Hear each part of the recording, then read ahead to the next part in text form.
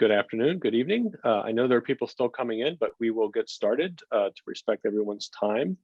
On behalf of Catholic Climate Covenant's board, partners, and staff, I officially welcome you to the launch of this 2021 edition of our biannual Laudato Si and the U.S. Catholic Church Conference with Creighton University. Our goal for these conferences is to help weave the threads of Laudato Si into the full tapestry that is our Catholic community. Before we pray, a couple of announcements quickly here. Thanks to the generous donations of many of you, we are pleased to offer a simultaneous Spanish Spanish language translation for these sessions tonight and throughout the conference. To access this feature, click the interpretation icon at the bottom of your Zoom screen and select Spanish.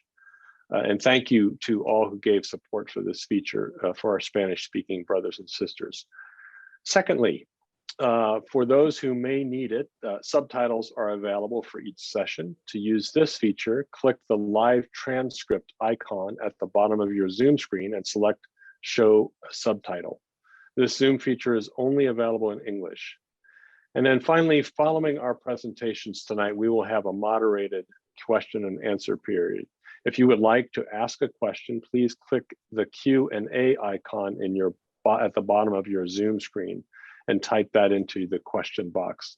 You can use the chat feature, but we will really just be monitoring Q&A for the Q&A box for your questions. So let us pray. In a moment, we'll play a beautiful video from our partner, Catholic Health Association of the United States. But please take a moment to quiet yourself, enter into the presence of God and of one another.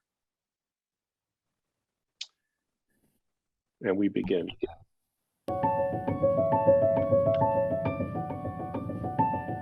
A prayer for our earth. All-powerful God, you are present in the whole universe and in the smallest of your creatures. You embrace with your tenderness all that exists. Pour out upon us the power of your love, that we may protect life and beauty. Fill us with peace, that we may live as brothers and sisters, harming no one. O God of the poor, help us to rescue the abandoned and forgotten of this earth, so precious in your eyes. Bring healing to our lives, that we may protect the world and not prey on it. That we may sow beauty, not pollution and destruction. Touch the hearts of those who look only for gain at the expense of the poor and the earth. Teach us to discover the worth of each thing, to be filled with awe and contemplation, to recognize that we are profoundly united with every creature as we journey towards your infinite light. We thank you for being with us each day. Encourage us, we pray, in our struggle for justice, love, and peace.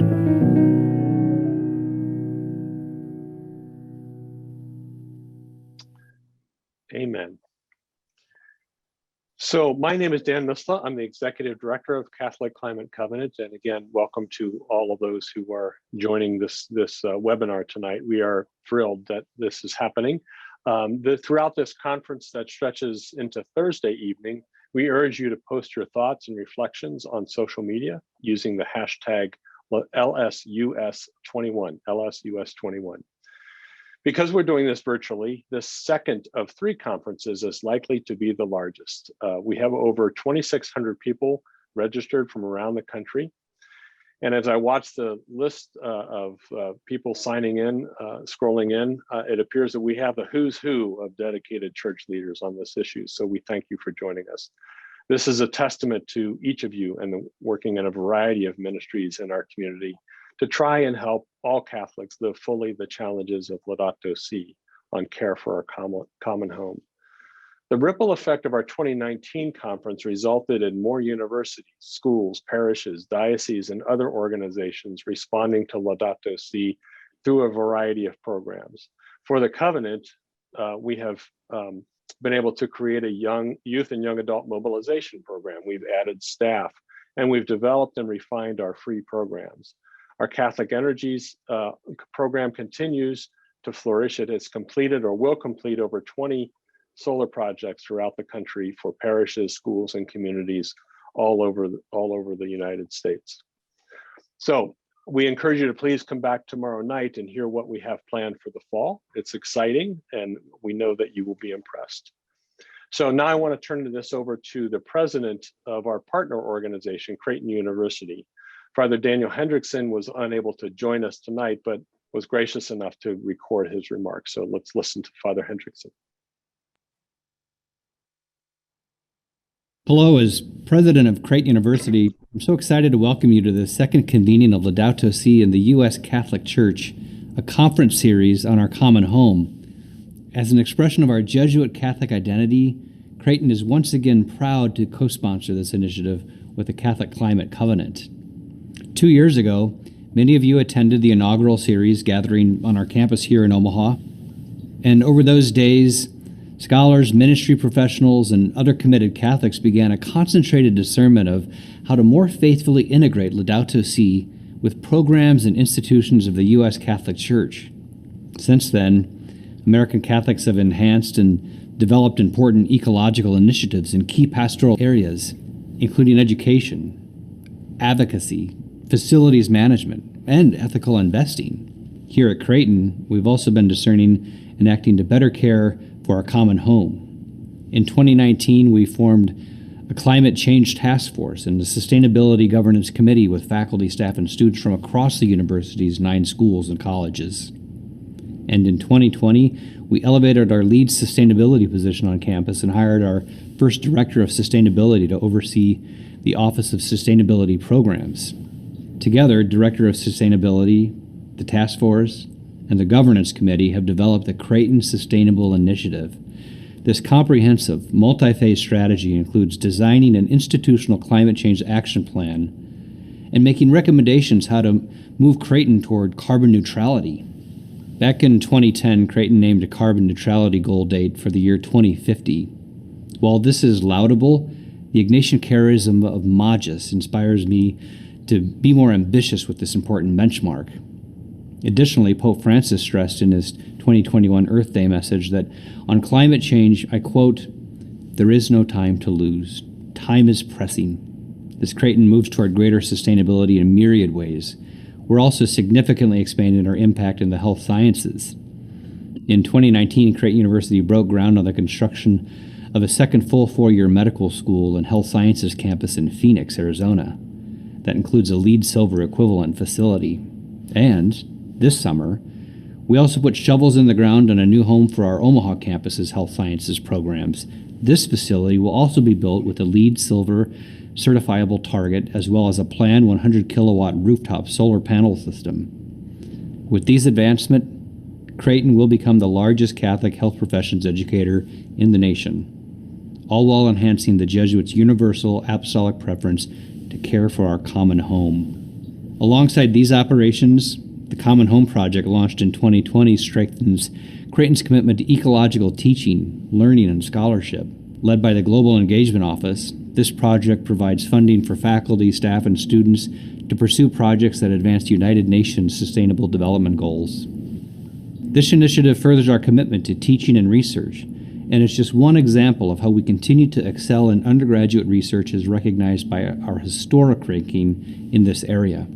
And finally, in December of 2020, I announced Creighton's commitment to fully divest our endowment from fossil fuels within 10 years and pursue increased renewable energy and energy efficiency holdings.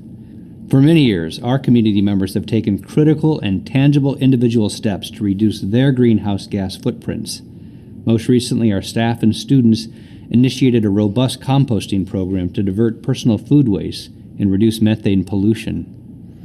Although such concrete actions are important, the Catholic tradition emphasizes they must always be complemented by the structural reforms of social justice. For individuals and institutions, for decades the Church has been articulating ethical investing guided by moral principles and social analysis. Creighton's election to divest from fossil fuels is thus one way we have felt called to systemically enrich our sustainability work. My colleagues and I were particularly inspired by the Vatican's support for this important strategy. as well as the advocacy of our students, our faculty, and staff. Looking ahead to this conference and beyond, we know that Creighton University and our church must do even more to avoid catastrophic climate change and sufficiently care for our common home. As referenced above, Pope Francis has taken many opportunities to prompt a sense of great urgency. Together with our partners at Catholic Climate Covenant and in support of Vatican's Laudato Si action plan, I am therefore excited to welcome you to this important event. I am especially pleased to welcome home His Eminence, Cardinal Blaise Cupich, who was born and raised in Omaha. I wish we could be hosting an in-person homecoming, but I'm grateful for his support of these conversations. Finally, I want to thank all of those who have planned and worked to make this conference possible. I especially want to recognize the staff and partners at Catholic Climate Covenant, all the ministry working groups, participants, and Creighton University's Vice President for Mission and Ministry, Dr. Eileen Burke-Sullivan, as well as the Director of Justice and Peace Studies Program and Associate Professor, Dr. Dandaleo. On behalf of Creighton University, thank you for joining us and welcome to our conference.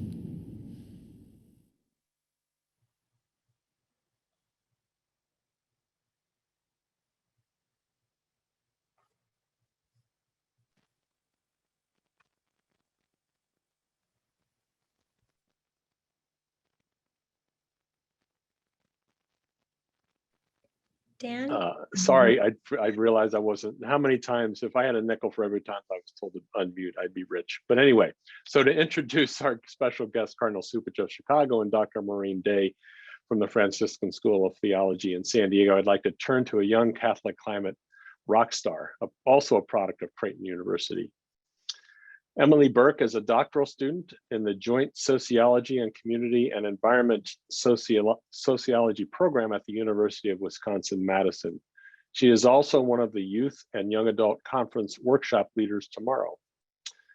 A textbook overachiever and making us all feel a bit inadequate, Emily graduated from Creighton University in May with double majors in Justice and Society and Sociology, as well as triple minors, only three, in Theology, Sustainability Studies, and Graphic Design.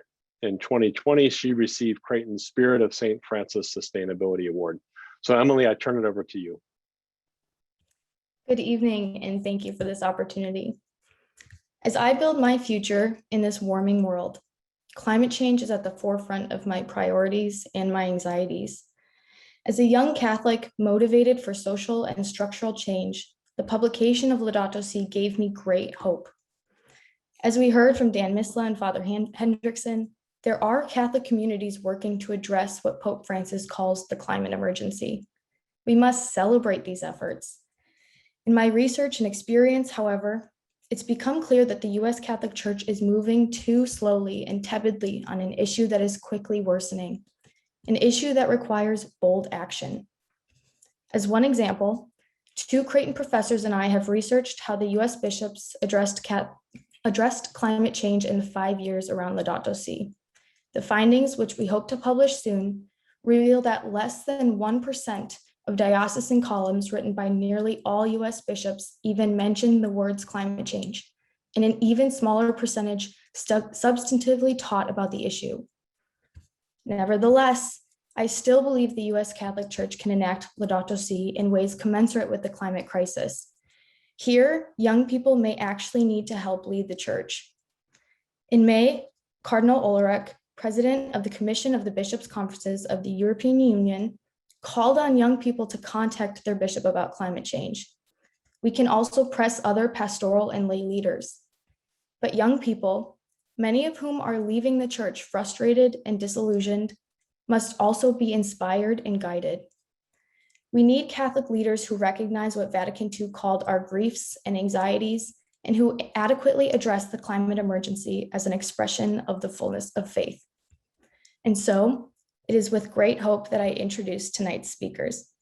His Eminence Blaise Cardinal Cupich serves as the 9th Archbishop of Chicago. As Father Hendrickson mentioned, Cardinal Cupich was born and raised in Omaha, Nebraska.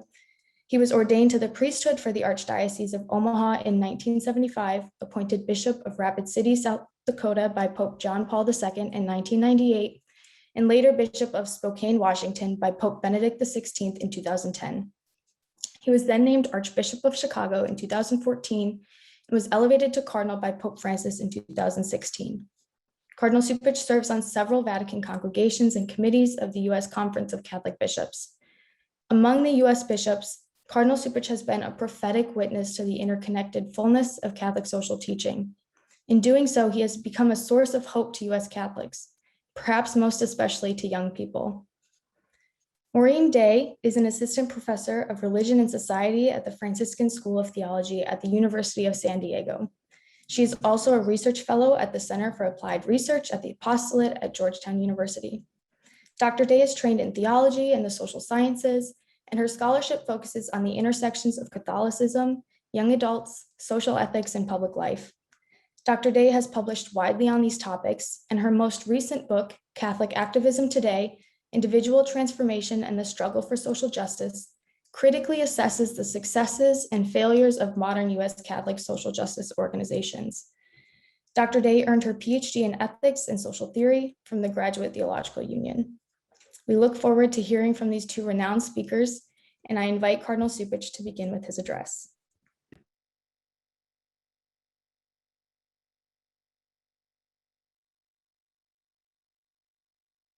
Well, thank you, Emily, and good evening, everyone. It's good to be with you. I'm just so pleased that I can be part of a program of Creighton University and also the Catholic Climate Covenant. I want to begin by just noting that I come at this issue not as an expert in science or technology, but rather as a pastor. And like Pope Francis, try to bring the light of faith as we deal with this ecological emergency, as the Holy Father has called it. And so with that in mind, I offer this reflection tonight. In God we trust is what we proclaim on our U.S. currency. Yet the question is, do we? To put it differently, in which God do we trust? Is it the God money, mammon, the idol that moves us to have more and to have more than others? Or do we trust in Jesus Christ, in whom and for whom everything was made, and who invites us to be more and to be with others? Mammon is a divisive idol, one that triggers the worst in us: individualism, indifference, and irrational competition, while distorting freedom and bolstering complacency and a cheerful recklessness, as the Pope says, that gives us permission to excuse ourselves from supporting social cohesion and environmental care. Tonight, you have asked me to talk about how U.S. Catholics could more boldly embrace Laudato Si, our care for our common home, in which Pope Francis offers a response through the best science available and Christian faith to the most challenging sign of our time, the ecological crisis caused by human activity in the past 2 centuries. What does the Pope's challenging message mean? For a Christian community that professes a commitment to promoting a culture of life, yet acts with indifference to the call to make the sacrifices needed to protect this common home that God has entrusted to us. In the Catholic tradition, the Holy Father reminds us, Christ is the destiny and the measure of maturity of all things, and the perfect model of a human being. By revealing the life of the triune God, Jesus constantly invites and enables us to generate actual communion. Christ calls us to be open to ongoing conversion of our personal lifestyles and social systems, to be merciful and to freely love one another, especially the vulnerable. As such, Laudato Si needs to be understood as a renewed call to conversion, to respond to Jesus' invitation, think differently about human beings, life, society, and our relationship with nature. The first conversion involves a shift that affects our politics by moving from an economic model of development to one that emphasizes integral human development. A second conversion leads us to become more aware of the interconnectedness of creation and the need for global solidarity through ecological education that is both informational and formational. And a third conversion, which is fundamentally spiritual, that provides us both passion and motivation in taking up the challenges we face. So tonight, let's briefly look at each of these conversions. The first, the economic development, from economic development to integral human development. In Laudato Si', Pope Francis recovers from our theological tradition the intrinsic interconnection that exists among us, creation and the Creator. In doing so, he urges us to remember our place in God's creation as an integral component of the Earth's ecosystem. In the beginning, when God created the universe, he saw the goodness of creation. All of this goodness was entrusted to humans, the only creature created in God's image and likeness, man and woman, who were put in the Garden of Eden to till it and keep it, meaning to live from it, but also with it, and to take its fruit while caring for it. Somewhere along the way, we have lost our way. We have forgotten the sacred relationship that binds us with nature. We falsely have come to believe that we have absolute dominion over the earth and can exploit it at will. This is not a correct interpretation of the Bible as understood by the church, the Pope observes. We are called to love and care for the planet, not to treat it despotically. We are not God, hence we are not at the center of creation. We are an important part of it. In fact, we are dust of the earth, for our very bodies were made of her elements.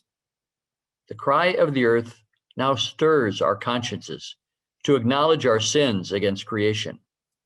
The Promethean vision of mastery over the world, as Pope Francis calls it, not only has had an impact in how we treat creation, but is at the heart of the world's economic crisis. For we have come to adopt the false idol of economic growth as the sole purpose and overarching desire of society. The desire for money has fomented division between winners and losers, where the winners take it all. Having experienced the benefits of economic progress, so many of us turn a blind eye to the consequences this way of living has on people, our planet, and our spirituality. By adopting this one-dimensional approach to the economy, we have fallen into the misconception that material growth is synonymous with human development. By neglecting the relational, spiritual, and emotional dimensions of development, we have inflated our desires and our greed for more income, more growth, more possessions, and more than others, expanding competition over cooperation. This paradigm has infiltrated all aspects of our lives and convinced us of the myth of progress, the illusion that we are free to exploit the earth for personal and national economic growth without considering the lasting consequences of our exploitation. The need of a new vision of the economy, the environment, and global solidarity comes into view as we look at the crises confronting the human family over recent decades. You will recall in 2008 and 2009, we suffered a severe financial crisis that spread throughout the globe. This crisis was an opportunity to overhaul the global financial system and align it more closely with the real economy and the common good. Unfortunately, since the 2008 recession, a widening of the wealth gap has worsened inequalities, which continue to tear at the fabric of humanity. In 2015, world leaders, painfully aware of the effects of our economic choices on our common home, moved to act. On behalf of more than 190 countries, they signed the historic Paris Agreement, which set a sustainable global agenda and goals. Fortunately, our country has now rejoined this effort, although despite this hopeful opportunity to change our development model, some polluting countries, including the United States, have been reticent to live up to their commitments for the Sustainable Development Goals. That, of course, now brings us to Laudato Si'. when Pope Francis in that same year, 2015, warned us about the lack of leadership and the weak political responses to the social, economic, and ecological crisis. He provided a thorough analysis with the help of many conferences of bishops worldwide, including the United States Conference of Catholic Bishops, urging, as did St. John Paul II years ago, the need for a global ecological conversion, both personal and structural. Sadly, however, we in this country have not, for the most part, taken this invitation to heart. Pope Francis invites us to explore new ways of understanding progress different from the myth of progress. Particularly, this means an economy which favors productive diversity and business creativity while developing practices that preserve nature's gifts for generations to come. Ultimately, in the words of Pope Emeritus Benedict XVI, the conversion of the economy requires eliminating the structural causes of the dysfunctions of the world economy and correcting models of growth which have proved incapable of ensuring respect for the environment. For that to occur, the economy should serve society and the political life, not the other way around. What becomes clear in this analysis is that this misconception of development goes hand in hand with the distortion of freedom, which has impacted our approach to politics. While the sense of absolute freedom without responsibility has led us to take from the earth more than we need, it has also alienated us from our fundamental identities as brothers and sisters of the same human family. Let's be clear. Sharing, solidarity, and communion are neither anti-freedom values nor the basis of an anti-American socialist plan. They are first and foremost Christian values, deep human values that are vital for actual human development. What is needed is a new political system capable of reforming and coordinating institutions and producing policies that are far-sighted and interdisciplinary, systems that intrinsically include the notion of justice.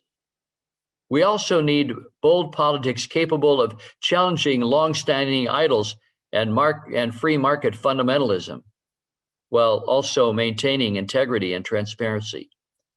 And above all, we need open, participatory, and inclusive political systems that involve all sorts of wisdom. Each of us must take responsibility for effecting change by becoming involved in the political process and by advocating for full participation of all citizens by protecting voter rights. We have arrived at a turning point in history and must make some hard decisions, especially given how the COVID-19 pandemic has complicated these long-standing crises. The pre-existing social, economic, ecological, and political crises are even more exacerbated as we see in underfunded public services, over-financialized economies that encourage perpetual risk-taking, continued environmental degradation, and worst of all, the absence of global solidarity. That is why we must pause and reflect on our personal choices, but also our communal choices. For our current lifestyles and policies are inextricably linked with the current model of development. Our every action is relevant, since small gestures of love help change the world, St. Therese Lisieux reminded us. And St. Francis of Assisi said, "Let us bring light where there is darkness and hope where there is despair." But to give space for God's light, each of us must at the least reject all attempts to divide us as a people. That would be a great place to start. We have to understand, as Holy Father reminds us, that we are faced not with two separate crises, one environmental and the other social, but rather one complex crisis, which is both social and environmental. A second conversion comes about through ecological education. To sustain a process of global ecological conversion, we must prioritize education about ecology and the human place in creation. For Laudato Si, this education involves becoming familiar with the scientific information and raising our consciousness about the complex issues involved: environmental justice, pollution, climate change, potable water access, biodiversity, and the breakdown of society amid global inequality. Could we not begin this education in our parishes, in our schools and universities, by arranging for small group gatherings to take up this dialogue? But information about ecology is meaningless without the values needed to make important choices. Education is incomplete without formation, that is, cultivating social virtues that help people make selfless ecological commitments. To be complete, ecology education must provide a critical understanding of the myth of a modernity grounded in a utilitarian mindset, individualism, unlimited progress, competition, consumerism, the unregulated market. Ecological education also involves promoting a new way of thinking about human beings and life, society, our relationship with nature, which aims to promote a simpler and more grateful way of living, concerned with the needs of the poor and the environment. Well, this kind of education aims at forging a culture of love and care in each of us. A true ecological conversion will require the conversion of our national and international cultures that promotes a new universal solidarity and counters the laws of the market and self-interested pragmatism. Pursuing the moral dimensions of culture has the promise of urgently moving society forward in a bold cultural revolution. And finally, we need a spiritual conversion that provides us both passion and motivation. Radical systemic change will come, but it won't if we do not in any way allow ourselves the political, economic, and scientific arguments to take hold. In addition to all of that, what is needed is a conversion of the heart. In this regard, we as Catholics have much to contribute, since authentic faith always involves a deep desire to change the world, to transmit values, to leave this earth somehow better than we found it. Christian spirituality provides passion to care for and protect the world and all humans, and impels us to reconcile our personal values with our everyday practices. Christian spirituality proposes an alternative understanding of the quality of life and encourages a prophetic and contemplative lifestyle marked by moderation and the capacity to be happy with little. As such, Christian spirituality ignites personal and social love because it favors sobriety and humility at a personal level, while increasing the capacity for living together in communion, moving from indifference to loving awareness and from individualism to solidarity. And finally, in our worship, Christian spirituality recovers our capacity to contemplate and celebrate the goodness of creation. It is the antidote to a more intensified pace of life and work, which might be called rapidification, as the Pope calls it. Ours is a radical spirituality, equal to the radical change necessary to save human society and our common home. Consequently, one vital element of Christian spirituality that must occupy a central role in the transition to a sustainable planet with a just economy is sacrifice. This is a topic that is usually avoided in discussions of how to meet the ecological crisis that confronts us for two reasons.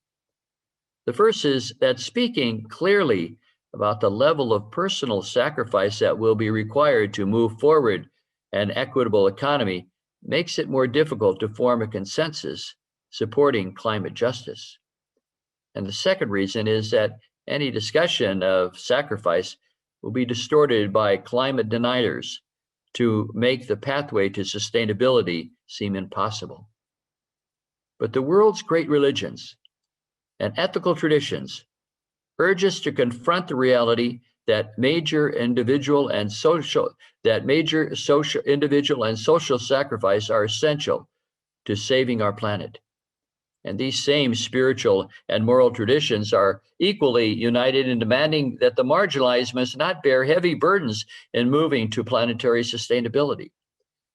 It might seem that a society such as ours has lost its capacity for sustained sacrifice, or at least lost sight of the ennobling role that sacrifice can play in our individual and communal lives. But if we look more deeply, we find in the enormous sacrifices that families make for their children each and every day a bold proclamation that sustained sacrifice is in fact all around us. This is the linchpin for building a public ethic of sacrifice in pursuit of a just and sustainable world. Pope Francis devotes tremendous attention in Laudato Si to the ethic of intergenerational responsibility, which is ultimately rooted in the spirituality of sacrifice for those who will inherit the planet. We must be willing to publicly advance such an ethic of sacrifice, not as a position we grudgingly acknowledge the need for, but as the great moral call of our age. The transformative power of spirituality is contagious. Starting from promoting a personal rediscovery of the beauty of creation through the grace of Christ, it can fuel a conversion towards new structures, instilled with universal love that can build up the common good. In sum, Christian spirituality can provide a rich and balanced understanding of the meaning of our life on earth, as well as a basis for a new understanding of growth, underpinned by an economic system that has people at its center, with long-term policies that care for future generations. The threefold conversion that I have discussed this evening will require ongoing dialogue, a commitment to education, and repeatedly tapping into the deep spiritual resources of our tradition if our nation and our world is to move from not enough to a bold embrace of the vision of Laudato Si. Likewise, I am convinced that it is useless to talk about advancing a culture of life absent a vigorous commitment, both by individuals and communities, to making the sacrifices required for improving the socioeconomic, ecological, and political crisis of our time. Pope Francis has been clear about the interconnected nature and complexity of the challenges we face and the need to address them in unity, ever mindful that it is in God we trust. It is up to us to put aside our false idols and continually respond to the call to conversion that will lead to a more just, equitable, and loving future. So let us be reminded of our mission to care for each other and to care for the earth. Let us seek an interconnected response based on faith and science. But let us not be discouraged by the work ahead. Instead, let us trust and rejoice in God's promise to make all things new, and to take to heart the encouragement the Holy Father offers when he tells us that in spite of the practical relativism and consumer culture that we live in, all is not lost. Human beings, he notes, while capable of the worst, are also capable of rising above themselves and their mental and social conditioning, choosing again what is good and making a new start.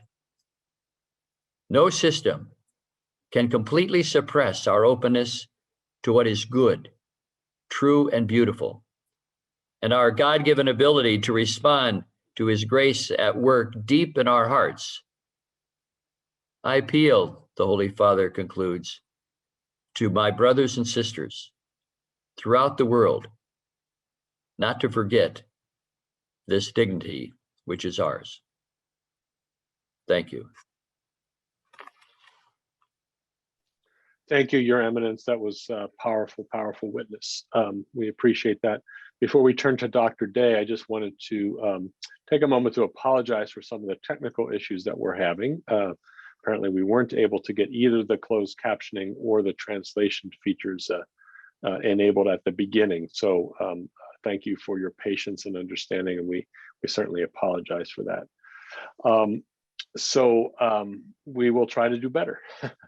As a reminder also, if you wish, please post about our conference using the hashtag LSUS21. Now we will hear from Dr. Maureen Day. Thank you, Dan. I'm just getting my slides pulled up.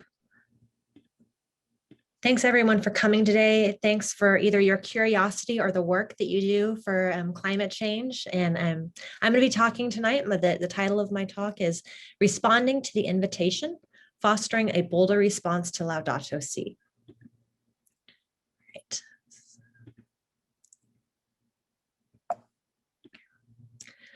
All right. Climate change is a serious issue facing our global community, and thankfully, most Americans recognize this.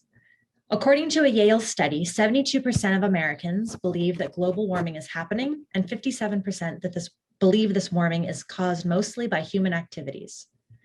Additionally, at least 3/4 of Americans support the funding of renewable energy sources, tax rebates for fuel-efficient vehicles and solar panels, and regulations on carbon dioxide emissions.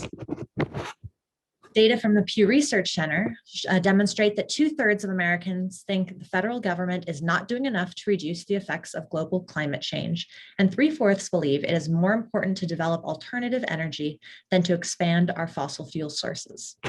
This is good news. Tonight, I want to explore the impact of Laudato Si on climate change attitudes and practices to discover the lessons its release and the 6 years that follow bring us, so that we might learn from the ways its potential impact fell short and how we might embolden its impact going forward. To begin, Laudato Si made a difference. The Yale Program on Climate Change Communication administered 2 surveys 7 months apart. The first in March 2015, 2 months before the release of Laudato Si, and the second in October 2015, 5 months after the release. These 2 waves of survey data allow us to see how people's views on climate change shifted with the publication of Laudato Si. Generally, the findings show that Laudato Si made a difference, with Catholics more likely to say that the encyclical shaped their thinking on the issue than Americans broadly. One of the most obvious factors that allows Pope Francis to be such an influence is his popularity. Pope Francis's favorability among American Catholics was 82% according to the most recent Pew survey, and his popularity extends beyond Catholics too. Although he is perceived somewhat less favorably among white evangelicals, roughly 7 in 10 white mainline Protestants and 6 in 10 of those not affiliated with any religious tradition have a favorable view of Pope Francis. For a religious leader, favorability easily translates into moral trust and influence, and Pope Francis clearly enjoys this in the impact of Laudato Si. But a more pressing question is, why didn't Laudato Si have more of an impact? I want to draw our attention to 4 needs that, if met, would effect a bolder appropriation of Laudato Si by American Catholics. These are: 1, healing our polarization; 2, increased discussion of Laudato Si by church leaders; 3, a deeper appreciation of the ways civic engagement intersects with our faith; and 4, a more accurate and life-giving understanding of humanity's relationship to the rest of creation. I believe that if we can begin to meet these needs, American Catholics, as well as Americans generally, will more effectively respond to climate change. Beginning with the first need, American Catholics, like Americans generally, are characterized by polarization. Data collected in 2017 by William D'Antonio's research team that I'm a part of helps paint a quick picture of Catholic polarization. When we ask Catholics about their political ideology, 14% understand themselves as very conservative, 26% as moderately conservative, 31% as moderate, 19% as moderately liberal, and 9% as very liberal. So when it comes to ideology, Catholics lean conservative. But this lean goes the other way when asking about party, with 44% identifying as Democrat, 22% not identifying with a party, and 28% as Republican. So Catholics lean conservative ideologically, but lean Democrat when it comes to party affiliation. So we're all over the political map. And I think this political diversity, when we're at our best, is a good thing. The tricky thing about polarization when it comes to climate change is that political affiliation and ideology seem to be some of the strongest attitudinal predictors for the issue. For example, the Pew Research Center found that there is a large gap between Democrats and Republicans in their belief that human activity contributes a great deal to climate change, and in their belief that the federal government is doing too little to reduce the effects of climate change. We need to ensure that Catholic political diversity does not lead to factionalism with regards to climate change. There are lots of political issues that red and blue and purple Catholics could all grow from with some robust and charitable dialogue. I, for one, am thankful that Catholics are a politically diverse community and can have lively conversations on issues that affect the common good. We need politically different Catholics to pull us out of our political communities and back to our Catholic community to ask our Catholic questions. Questions like, what does solidarity have to say to this issue? Does anything in this policy risk compromising the dignity of the human person? How are the poor and vulnerable going to be affected? Questions like these can mobilize more Republican Catholics to help curb climate change. And they are definitely open to it. Even with the political gap in attitudes about climate change, strong majorities of moderate Republicans, represented by the light pink dots here, support a variety of climate change efforts, including those that restrict industries and demand green innovation. And progressive Catholics will be more successful if they use language that resonates with conservatives. Social psychologists have found that conservatives are more persuaded by climate change arguments when they are presented within a framework of purity. That is, a frame that keeps creation unpolluted, undefiled, and prevents degradation. Gather around what is held in common and appeal to the deeply held convictions of one another. Politically different Catholics share more in common with one another than they think. Let's have new conversations. The second need is more frequent discussion of Laudato Si', especially from Catholic leaders. The 2015 Yale study found 56% of Catholics and 45% of Americans generally had heard about the encyclical 3 months after its release. But dishearteningly, these groups were asked if they had seen any media coverage of Laudato Si'. These media numbers are much higher than those remembering the encyclical being discussed at their place of worship, with only 26% of Catholics, 16% of evangelicals, and 9% of mainline Protestants reporting hearing Laudato Si' discussed in church.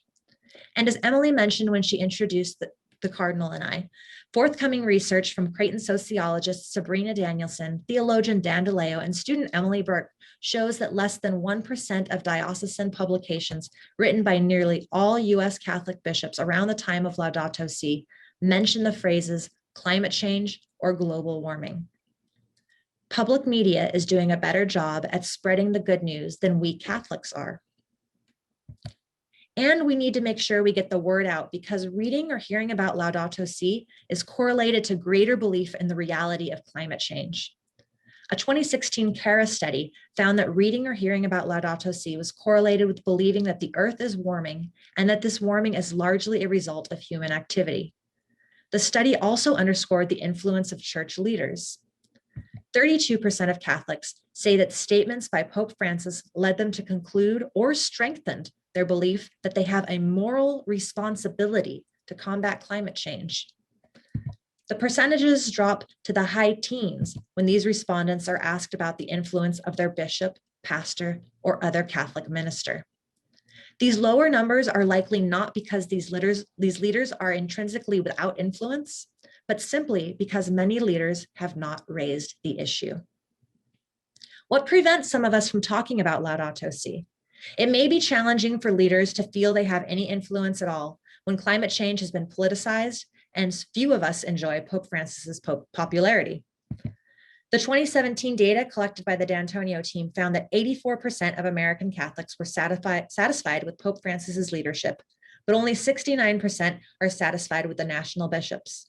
And it rises a bit, with 54% satisfied with their local bishop and 78% with their parish priest. Bishops, especially as a body, need to build public trust so that they too may be seen as legitimate partners in dialogue and for their pronouncements to be more readily accepted. So how do church leaders initiate these discussions? Before we dive into dialogue, it would help to understand how the church's influence and efficacy has changed, which is carefully outlined in sociologist Michelle Dillon's Post-Secular Catholicism. A few decades ago, Catholic leaders only influenced Catholics represented here by the church building. Our clergy were imagined to be moral authorities for Catholics, but not beyond us.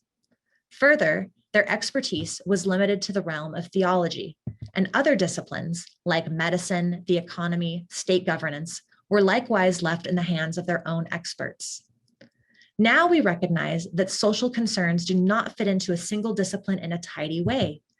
Climate change, for instance, has biological, ecological, sociological, economic, ethical, religious, and other dimensions to it. We understand that a comprehensive solution will need experts from a variety of fields. This transition means that the Catholic hierarchy is no longer the voice of influence among Catholics. It is one of many influential voices, but it is now a voice that is also heard beyond Catholicism. This shift poses its challenges. No longer is office alone enough to claim moral authority, but this shift is also pregnant with opportunities. Catholic leaders, when they rely upon cogent and compelling arguments, become one among many authoritative voices in the public square. Demonstrating this beyond Catholicism influence, the CARA study found that among those of no religious affiliation, 95% who recall hearing about Laudato Si believe society should be taking steps to combat climate change. Only 77% of non-believers who have not heard about Laudato Si feel this way. We don't want to make causal leaps from correlations, yet these findings tell us something very important. They show that the church is being heard by audiences beyond Catholics themselves. Let's continue and even increase the dialogue.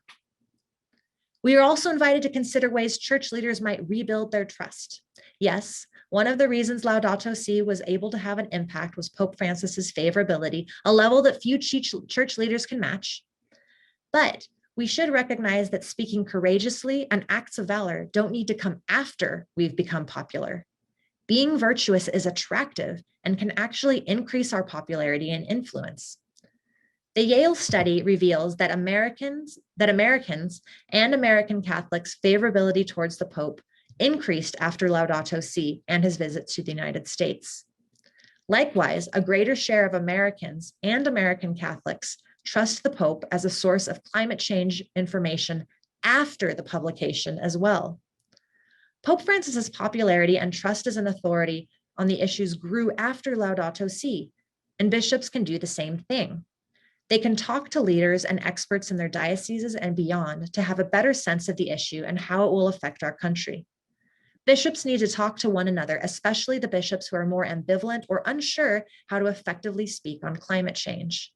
In becoming more savvy on the climate change issue, they can share the most inspiring aspects of Laudato Si with their faithful, demonstrating the relevance of Catholicism in our public life and proclaiming the goodness of God's creation with confidence. In initiating a dialogue that many lay Catholics recognize as a pressing issue, the bishops are displaying shared concern and solidarity with their flock, truly smelling of their sheep. The bishops can take what they've learned and more boldly proclaim, as a national body as well as individually, the urgency of climate change for American public life, supported by the hope of their diocese. And we should also note that women religious are seen as a legitimate moral voice for Catholics, and their potential influence is virtually untapped. A Pew survey found that 83% of Americans are satisfied with the leadership of U.S. sisters. Through their tenacity, efficiency, and devotion, they are a vivid reminder that virtuous living increases authority and moral status. Catholic sisters carry a tremendous amount of moral capital in American society. However, much of their work is away from the public eye. I want to invite sisters to consider the ways they might more publicly utilize the trust and moral capital they so obviously enjoy to more robustly shape the American imagination. Our society needs the wealth of your community's experiences to have renewed conversations about climate change. Please help lead us in this. Finally, those who are ordained or professed elevate the voices of lay experts and empower everyday lay people who have much to share on this. Too often, Catholics turn to clergy and religious for moral guidance. Know when to shift our attention to the laity. In short, leaders, whether ordained, professed, or lay, even while being sensitive and humble, consider the ways you might more boldly speak, dialogue, and act in ways that will make manifest the vision articulated in Laudato Si. The third need for a bolder appropriation of Laudato Si is a greater appreciation among Catholics for social reform. Several studies have found this aversion to political action when examining Americans and the way they view social problems and choose to engage or not in American public life, with citizens, including Catholics, opting for personal changes rather than social changes. Sometimes even activists themselves opt for personal language, such as protecting their families, to explain why they engage in their activism. And I should qualify that this political aversion is not unique to Americans. We find this in other studies globally. So to illustrate this problem, even though the publication of Laudato Si saw a 7-point increase in the number of Americans who believe that the United States should reduce greenhouse gas emissions, regardless of what other countries do, rising from 54% to 61%, far fewer changed in their perception of which political actors these responsibilities should fall to. So while many Americans identified corporations and industry, citizens themselves, Congress, and President Obama as political agents who should do more or much more to address global warming, these numbers were very stable before and after the publication of Laudato Si. Similarly, although the majority support the United States undertaking large or moderate efforts to curb global warming, Laudato Si did not seem to affect people's responses. The encyclical changed our personal attitudes, but not our political buy-in. We need to remember that public engagement and social reform is a part of being Catholic. That Catholics have lost sight of the importance of participatory democracy is not only an important aspect of my research, but it is also troubling to my American Catholic sensibilities. The bishop's document, Forming Consciences for Faithful Citizenship, is clear that Catholics should be active citizens, writing, "Responsible citizenship is a virtue, and participation in political life is a moral obligation."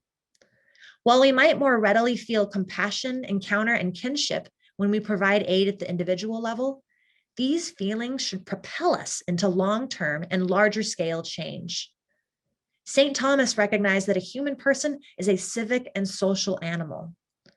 Let's remind one another of the ways our personal holiness is connected to visions of the common good and see ourselves as citizen disciples. Again, we need interdisciplinary conversations if we're going to solve this complicated and urgent issue in a timely and effective way. For most of us, to be active in climate justice does not require understanding all things political. Rather, it means bringing a Catholic voice to the table. Laudato Si provides tremendous wisdom for the spiritual, moral, and human dimensions of the climate change issue. We can bring good news of hope, liberation, compassion, fidelity, and justice as we call for a restraint of greed and a right relationship with our common home. We can help illuminate the issue, offering our peace and learning from others, expanding our imaginations. Let's stoke an old fire and remember that social reform is a part of the American Catholic tradition. We see some promising evidence that Laudato Si did shift people's imaginations. Before Laudato Si, 32% of Americans considered climate change to be a moral issue. After Laudato Si, just 7 months after the first survey, that percentage jumped to 38%. Likewise, we saw an 8-point increase among those who viewed climate change as a social justice issue, and a 4-point gain among those understanding it to be a spiritual and a religious issue.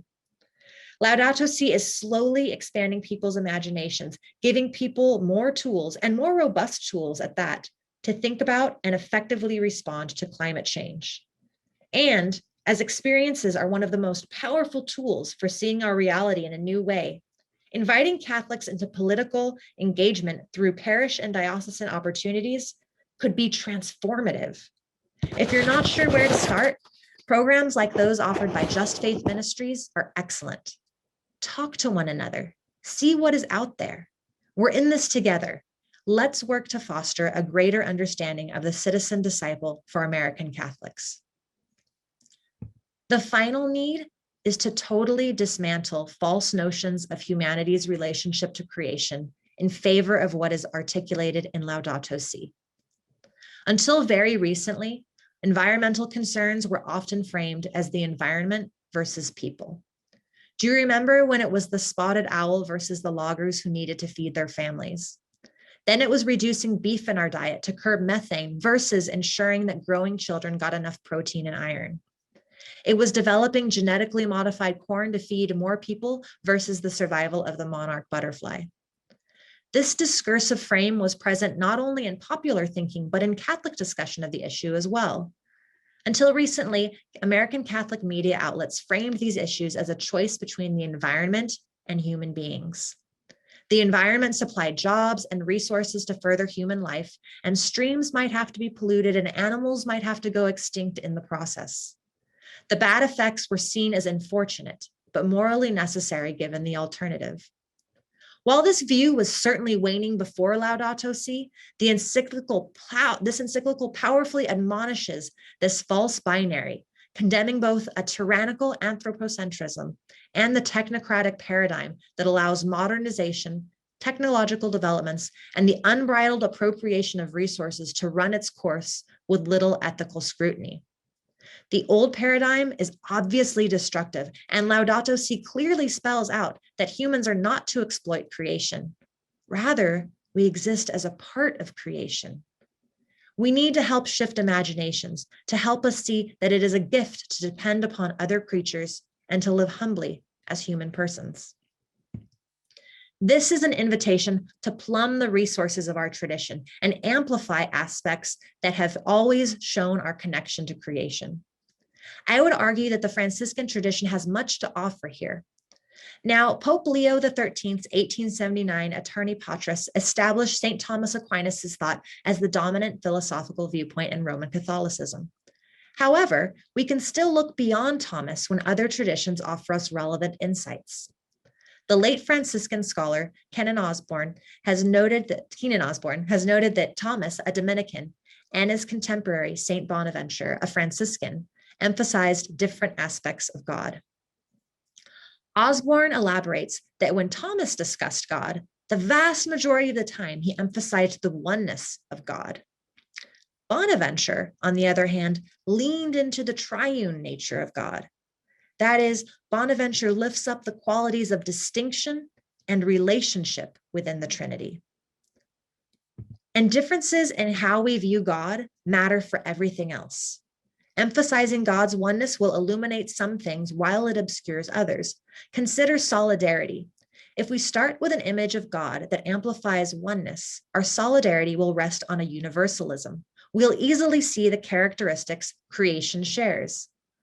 But in emphasizing only what we universally hold in common, we risk missing what distinguishes us. The Franciscan approach highlights what sets each species apart, the special role each plays in its particular ecosystem, and the relationships each shares with other creatures. It calls our attention to shared interdependence. Of course, hang on to the universal commonalities we share, but hold these beside the realization that I need you, you need me, And we all need earthworms, streams, sharks, honeybees, fireflies, mushrooms, elephants, amoebas, glaciers, old growth forests, and the whole rest of our earth. We all matter, and we each matter. Nothing is insignificant. The whole and the parts and the web of relationships connecting all of us are precious. Let's plumb the riches of the Catholic tradition and discover the depths of the invitation that we're being offered. In closing, I want to fully admit that some of the needs I've highlighted tonight are great. Healing our polarization and revivifying the social reform tradition of Catholicism will take coordinated, cooperative efforts.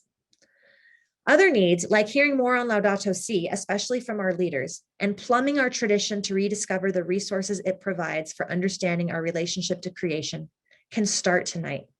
And Cardinal Cupich did a great job of getting our wheels turning with his address. Thank you. But large or small, a common thread to all these needs is an invitation to be more deeply, more intentionally, more authentically Catholic. Both as individuals and as a church, let's bring our faith to public life and work toward a more just, compassionate, and wondrous relationship with our common home. Again, thanks for all your work, and thanks for attending and continuing this work. And if we want to continue the conversations, this is where you can reach me. Thank you, Dr. Day. Cardinal Cupich, would you like to respond in any way to Dr. Day's presentation? Yes, it was so ample and full. It's hard to know where to start, but one point that I'd like to make is this role of leadership.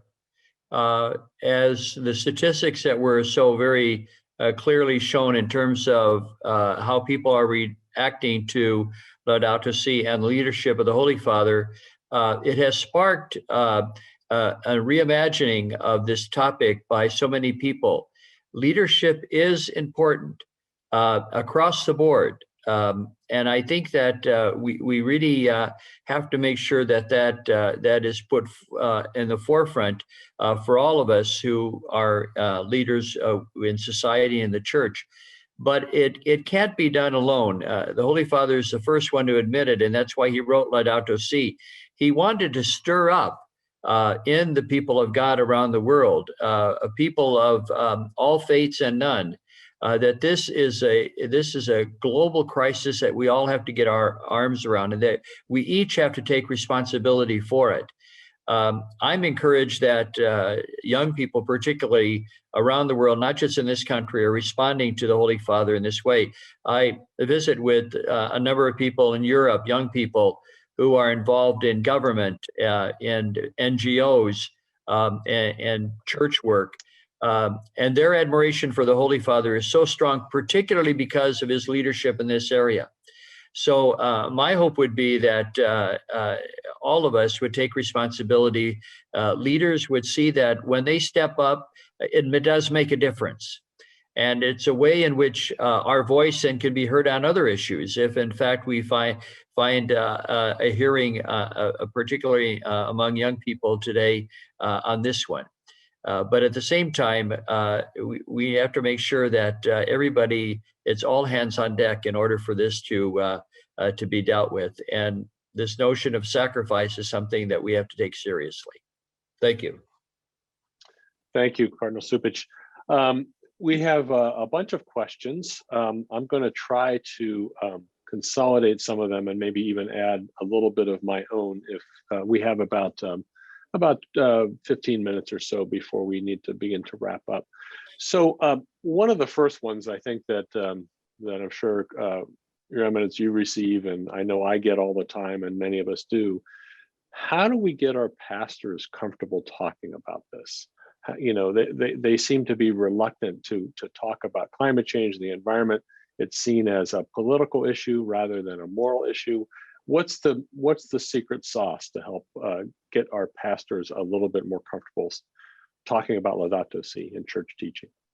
Well, it is a political issue as well as a moral issue. So let's not dance around this. There are political consequences to this, and that's okay. The church is involved in a lot of political questions today, and why is it that we're shrinking away from this one? So I don't. No one cannot be dismissive of this because there are politics involved. I think that we have to address the politics, as I try to do in my talk. One suggestion I would make is that it would be great if a group of young people in a parish, particularly if they have not been particularly active in their parish, would go to the priest and say, we're Catholic, and this is an important issue to us. Can we visit with you about this? And can we have a meeting about this? And ask that pastor to give voice to their concerns, particularly as you look at the scriptures. There are some really wonderful texts that are coming up in this year. The cycle B with Mark, who writes in very clear way and uses so many images that have to do with nature, that I would encourage young people to make that and take that initiative with the pastors that they're there. I think priests would very much welcome that dialogue with young people. They need to be encouraged too. They have our guys have so many things coming at them, especially now we're trying to open their parishes again with COVID, at least hopefully abating. They've got responsibilities in terms of schools and keeping parishes running. So I think they would enjoy the dialogue with young people on this topic. And you have much more power than you really think, young people, in the minds of the adult world. So don't overlook or underplay your abilities. Thank you. Maureen, any additional comments on that? I'm always hesitant to tell pastors what to do, never having been in the position myself. But I think that the idea of if a pastor is in a position unsure of how he can initiate, identifying lay leaders who can be partners in it, because going it alone is 10 times harder than finding a community of people to do it with you. And so identifying those people who have that passion or even just curiosity and are unsure where to start, and then working in concert with them seems to be a very important first step. Thank you. I'm going to just step out of my moderator's role for just a second and offer one very practical approach that we have found works with Catholic Climate Covenant, although it's not widely embraced.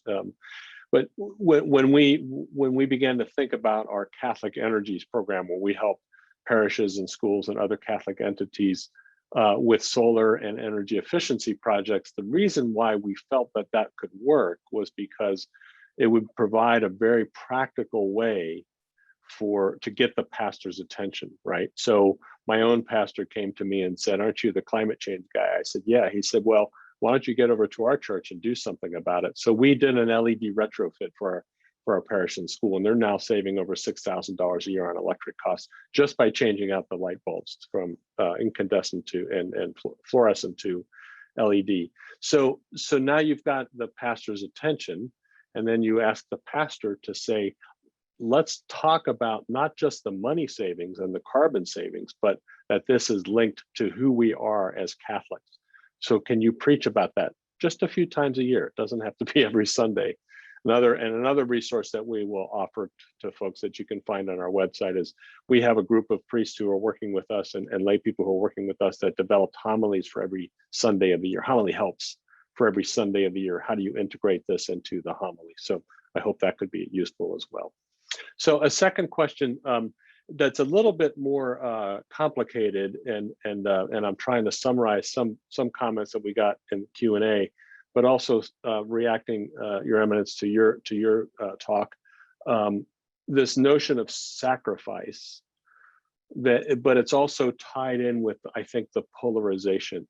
And let me see if I can articulate it. I probably won't do it very well, but Your Eminence, when you were talking about sacrifice, all I could think of was the pandemic and how wearing a mask or getting a vaccine has suddenly, for many people, become a political issue rather than an issue of the common good and an issue of an inconvenience and a sacrifice on behalf of the common good.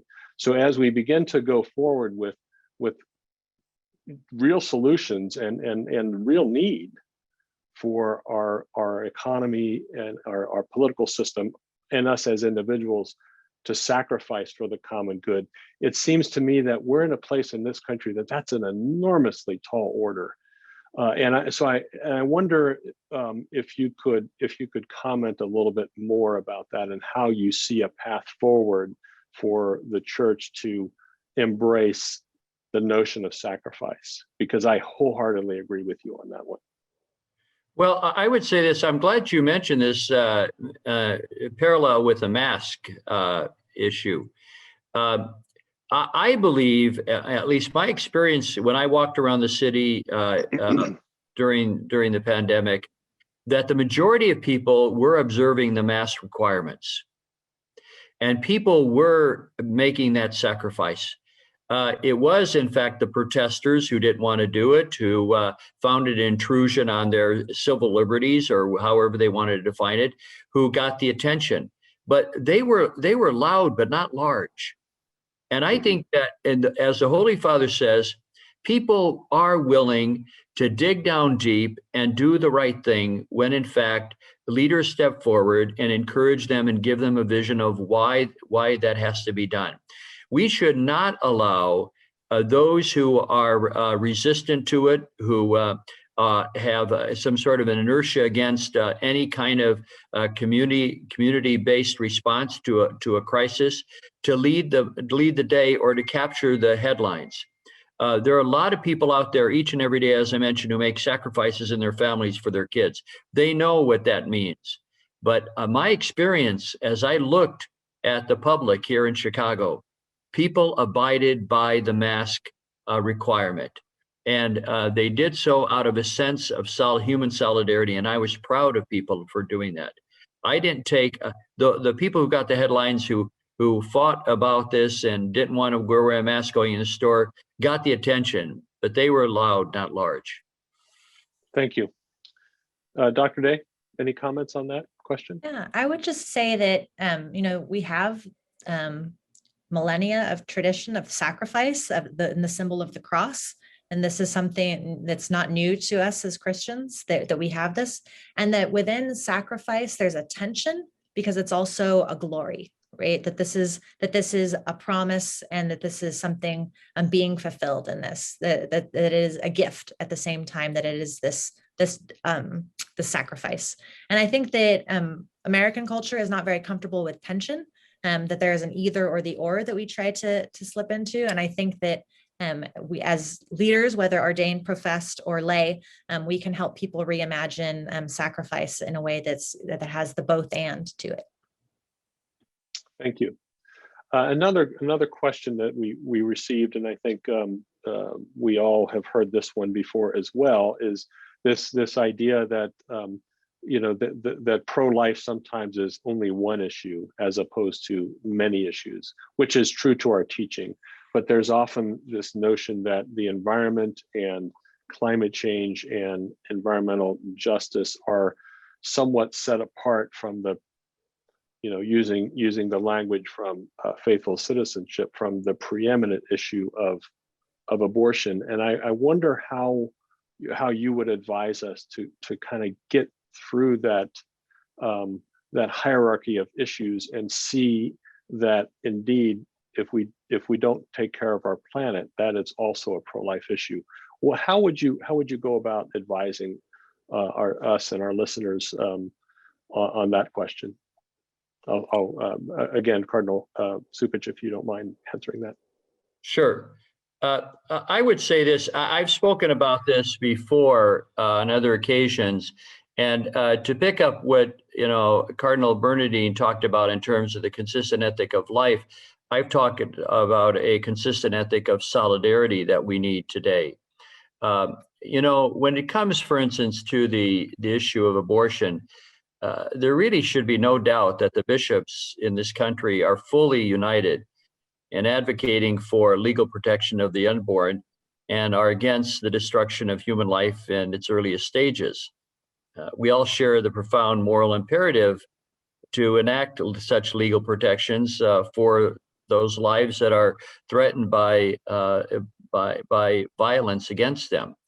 But I think what's important to keep in mind is that for the past 50 years, our bishops' conference has understood itself as having a specific religious and moral mission in the political order to form consciences, to contribute to the public debate and advocate for key public policy issues by holding together all of these issues.